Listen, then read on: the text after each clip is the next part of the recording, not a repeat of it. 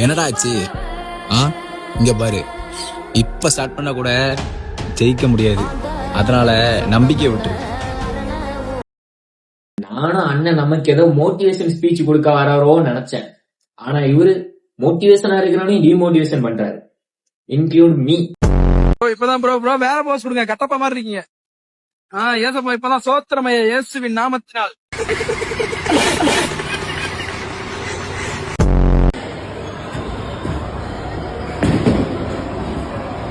இரு மார்க்கை விடு. இதுல ஜெயிச்சு என்ன பண்ண போறோம்? ஜெயிக்க வேண்டிய விஷயத்திலே தோத்துட்டு உட்காந்துக்கிறோம். ஆமா, அதுவும் கரெக்ட் தான். ஜெயிக்க வேண்டிய விஷயத்திலே நம்ம தோத்துட்டு உட்கார்ந்துருக்கோம். இதுல இதை ஜெயிச்சு என்ன பண்ண போறோம் சொல்லுங்க? இன்னும் கொஞ்ச நாள் தான் மச்சான். எல்லாம் இந்த கர்மம் பிடிச்சி டிகிரி வாங்கிட்டேன்னு வச்சுக்க, இந்த வீட்டை விட்டா வெளில போயிடுவேன். ஒரு 10,000 ரூபாய் சம்பளத்துல வேலை கிடைக்காது. அப்புறம் நிம்மதியா எனக்குன்னு ஒரு காரு பிளாட்னு செட்டில் ஆயிடுவேன். காலேஜ் படிக்கும் போது இப்படி நினைச்சோம். ஆனா காலேஜ் முடிச்ச பிறகுதான் தெரியுது, டிகிரி முடிச்சாலும் வேலை கிடைக்காது.